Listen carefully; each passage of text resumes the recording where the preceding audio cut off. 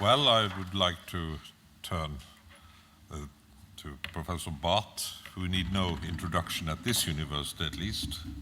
You are definitely the founding father of social sciences in the University of Bergen, but I'm assured also as the best, most well-known Norwegian anthropologist of all times, you are a bit maybe wondering about the rest of us when we throw words like culture around.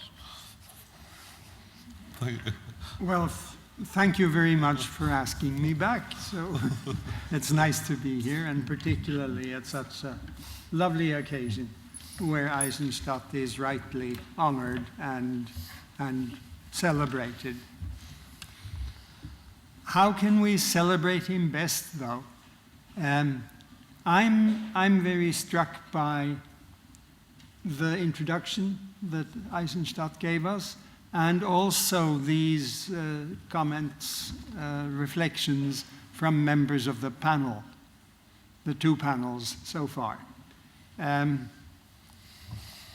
It strikes me that there is quite breathtaking scholarship in this, particularly in your work.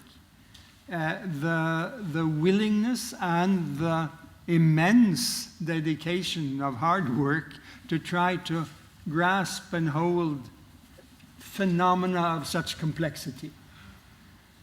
And it is basically a social science, humanities orientation, and not a hard science, natural science orientation. Though the universe, the physical universe, is complex, they've been able to go about studying it in a very different way. And we have constantly had to battle with this requirement of such embracive scholarship. To get anywhere, sort of, we have to be able to grasp it all at the same time.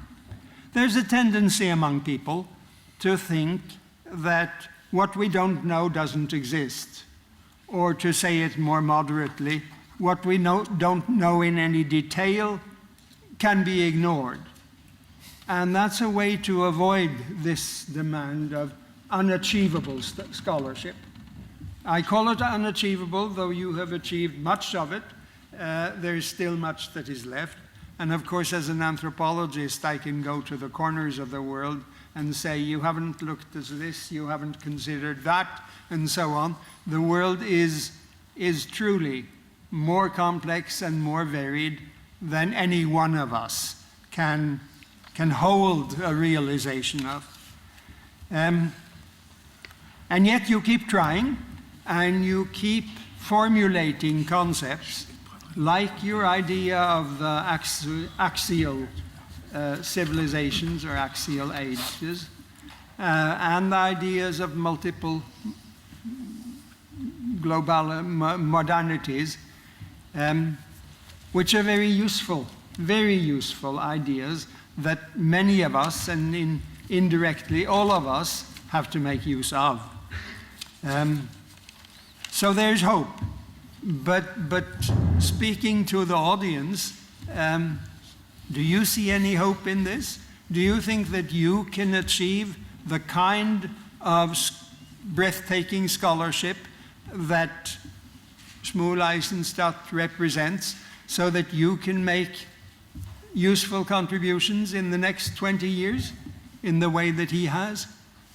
We are in a really deep crisis in that our ideas of how we can achieve proximate ends in our various disciplines are dissolving while we are working with them.